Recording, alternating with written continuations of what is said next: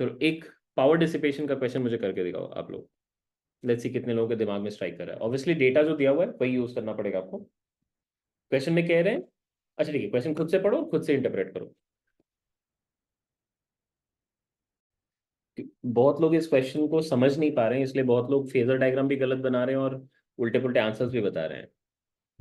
Question में देखो, एक बार मैं रीड करता हूँ और आपको अपने थॉट प्रोसेस बताता हूँ कि कैसे मेरे दिमाग में क्या क्या चलेगा और उसके अकॉर्डिंग मैं कैसे एग्जीक्यूट करूंगा। सबसे पहला चीज जो उसने कह रखा है, a resistor R is connected in series with a coil. तो पहले मैं एक रेजिस्टेंस बनाऊंगा यहाँ पे, इस रेजिस्टेंस को आर बोलूंगा, और इसके साथ यहाँ पे कॉइल भी है, दिस इज अ कॉइल। ठीक है। The system is subjected to an AC supply voltage source और पीक वैल्यू वी नॉट। मतलब यहाँ पे उसने एक सोर्स वोल्टेज लिया है और उसकी पीक वैल्यू को उसने वी नॉट कह रखा है। क्वेश्चन में ये डेटा को हम अंडरलाइन कर लेते हैं कि जो उसने पीक वैल्यू वी नॉट कह रखा है, तो ये पीक वैल्यू है, ये चीज का ध्यान रखना पड़ेगा। ठीक है, this is a peak value. Generally आपको ये सारे आरएमएस वैल्यूज दिए होते हैं, बट यहाँ पे क्वेश्चन में उसने पीक वैल्यू देके कैलकुलेशन कराई है। मतलब ये सोर्स वोल्टेज की वैल्यू को हम लिख सकते थे ऐसा, V naught sine of omega t, ऐसा लिख सकते हैं ना, राइट? क्योंकि ये इक्वेशंस में जो वोल्टेजेस होते हैं उसका पीक वैल्यू को ही आप यहाँ पे साइन के साथ मल्टीप्लाई करते हो, तो ये वी नॉट है। फिर क्या बोला उन्होंने, if the peak value of potential difference across resistance and inductors are V1 and V2। मतलब यहाँ का पोटेंशियल डिफरेंस का पीक वैल्यू, ये उसने कह रखा है V1 है, ये अगेन पीक है, एंड यहाँ पे इसकी पोटेंशियल डिफरेंस को उसने V2 कह रखा है, और ये भी आपका पीक है, दिस इज ऑल्सो पीक। अब उन्होंने क्या रखा है, find power dissipated in coil.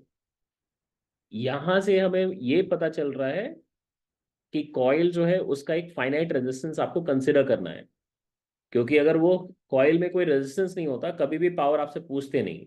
क्या पूछते हैं आपसे? नहीं, फिर तो जीरो हो जाता। फिर तो जीरो ही हो जाता, आंसर तो जीरो ही हो जाता। ये पूछने का मतलब ही है कि आपके पास जो कॉइल है हैज अ फाइनाइट रेजिस्टेंस। इससे से आपको पता चल रहा है coil must be having a finite resistance, must be having a finite resistance. ठीक है। मतलब अगर मैं इसको ऐसे सोचूं तो ये series combination of L R circuit की तरह होगा, होगा ही नहीं होगा?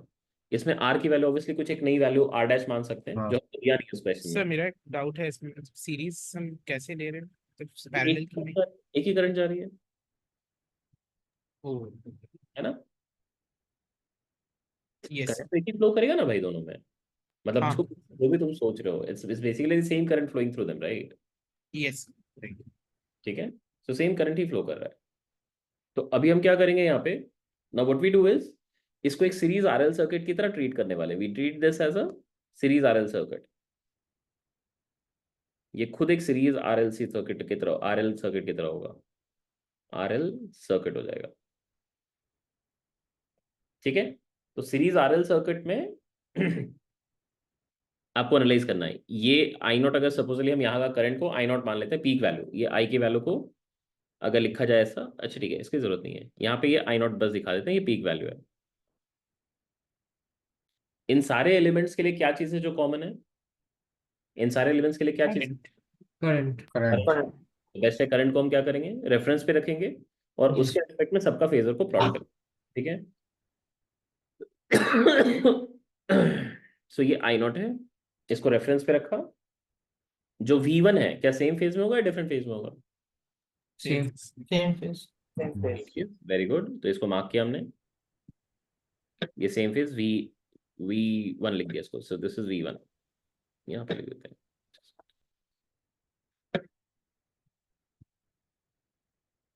यहाँ पे ये V1 लिख रहे हैं, ठीक है, this is V1 which is in same phase. अच्छा, ये सीरीज आरएलसी सर्किट को आप ऐसा ट्रीट करो कि आपके पास एक इंडक्टर है और साथ में एक रेजिस्टेंस है। ठीक है, ऐसा ही ट्रीट करना, ये आर डैश है और ये एल है, इसमें भी कौन सा करंट जा रहा है, वही आई नॉट जा रहा है ना? आई नॉट। ठीक है। तो ये आई नॉट के साथ जो आर डैश का वोल्टेज होगा वो तो सेम फेज में होगा। हाँ, तो क्या इस V1 को जैसे हम लिख सकते हैं, this V1 is I naught into R, वैसे ही हम यहाँ पे V डैश को लिख सकते हैं। V डैश आपको समझ में आ रहा है क्या है? V dash into R dash. I not into R dash, Resistance. ठीक है। Yes. और इसके रिस्पेक्ट में ये VL जो है वो 90 डिग्री लीड करेगा, यस राइट। और V डैश और VL का जो रिजल्टेंट है वो क्या बनेगा, V2 बनेगा। V2 समझ आई, समझ आई। यस सर और V2 और V1 का जो रिजल्टेंट है वो क्या बनेगा हमारा, V naught. बनेगा V0। चेक करो, बनेगा नहीं, यस क्योंकि यहाँ का पोटेंशियल डिफरेंस और यहाँ का पोटेंशियल डिफरेंस का सम है, वो तो यहाँ का ही पोटेंशियल डिफरेंस देगा इन दोनों एंड का, और वो तो अपना V0 ही है। समझ आ रही है आप सबको, Yes. ठीक है। हमें ये नहीं पता कि ये वाली एंगल फाई कितनी है, we do not know what is this angle phi over here, ठीक है, we do not know that. But अगर ये फाई पता चल जाएगा, एटलीस्ट हम V0 V1 V2 को रिलेट कर पाएंगे ना। Yes. वेक्टर एडिशन है, तो हम क्या लिख सकते थे यहाँ पे, V0 square will be V1 square plus V2 square plus 2V1 V2 into cos of five.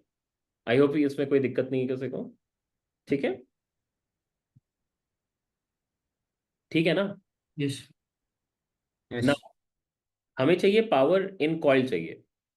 मैंने आपको बताया कि पावर, कॉइल का पावर अगर निकालना है तो कोई फॉर्मूला याद रखने की जरूरत नहीं है। जब भी पावर निकालना है तो IRMS का स्क्वायर इंटू रेजिस्टेंस करना होता है नहीं करना होता है। Yes. तो हमें क्या करना है, IRMS का स्क्वायर लेना है और इसके साथ R डैश को बस मल्टीप्लाई कर देना है। क्या यही करना है हमें, ठीक है, ओके।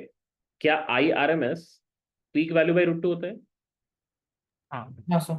इसका स्क्वायर किया इंटू R डैश कर लिया, ठीक है ना। इसको नेक्स्ट स्टेप में करते हैं, इसको 1/2 रहने दिया, एक I0 को अलग कर लिया और एक I0 इंटू R डैश को भी अलग कर लिया। मैंने ये क्यों किया, आपको समझ आ रहा है, वो V डैश लिखने के लिए V डैश लिखने के लिए, करेक्ट है। तो ये इसको हाफ रहने दिया। अच्छा, I0 भी क्या गिवन डेटा है या अननोन डेटा है, अननोन Sir, resistance से find कर सकते रेजिस्टेंस फाइंड कर सकते ये तो यहाँ से निकाला जा सकता है, निकाला जा सकता है। हैं। Yes. Yes. यस तो ये I0 की वैल्यू कितनी आ गई है, V1 V0 by V1 by R correct है। और I0 into So V1 by R V1 by R. अबे हाँ sorry, V1 bye V1 bye हाँ, और I0 इंटू R डैश ये क्या है, V dash. V dash diagram को अच्छे से रेफर करो, V डैश क्या आपको पता है या नहीं पता है, V2 cos फाई है। हाँ. यस V2 हाँ इसको नेक्स्ट स्टेप में हम क्या लिख सकते थे, this is half of V1 over R into V dash which is V2 cos of five. और cos फाइव देखो आप ऑलरेडी निकाल चुके हो, सीधा Yes, sir. हाँ हाँ, sir. सर निकाल चुके हो, नहीं निकाल चुके हो, Yes. बस उसको सब्स्टिट्यूट कर दो। अब यहाँ पे सब्स्टिट्यूशन का बस काम कर रहे हैं। So this is equal to half of V1 V2 by R और cos फाइव की वैल्यू को सब्स्टिट्यूट कर रहे हैं। So this is V0 square minus of V1 square minus of V2 square by 2 times of V1 V2। और ये V1 V2 और ये V1 V2 गया और एक्सप्रेशन आ गया आपके पास V0 square minus of V1 square minus of V2 square by 4 times of R। That's the result. मजा आया, हाँ, sir. हाँ सर चलो हाँ ठीक है। सो फेजर का काफी अच्छा एप्लीकेशन है। देखो फेजर आप एक्चुअली कितना अच्छा समझते हो फेजर को, इस तरह के क्वेश्चन से पता चलता है। और पावर डिसिपेशन के लिए मैंने आपको पहले भी बोला है, सबसे आसान रिजल्ट है यही निकालना, IRMS का स्क्वायर इंटू R करो और कोई रिजल्ट याद रखने की जरूरत नहीं है। VRMS IRMS cos फाइव, अब सोचो कि उसको, मतलब उसको ऐसा तो नहीं है कि उसको पता नहीं है, बट उसने VI इंटू cos फाइव कर दिया, और जहाँ पे वो उसने ये ध्यान नहीं दिया कि हाँ ये वाले वैल्यूज पीक वैल्यूज दिए हुए थे, तो अननेसरी के झमेले में नहीं पड़ेंगे। अगर मैं ये याद रखूँ कि IRMS का स्क्वायर इंटू R करना होता है, तो जब बोल रहा हूँ कि IRMS का स्क्वायर इंटू R है, एटलीस्ट बोलते वक्त तो मेंटली जब मैं अपने आप को बोल रहा हूँ IRMS into square into R, तब तो एटलीस्ट ध्यान रहेगा ना कि भाई पीक वैल्यूज दिए हुए मुझे IRMS को कन्वर्ट करना है, तो वो मिस्टेक होने के चांसेस भी कम हो जाते हैं। इसलिए बस बाकी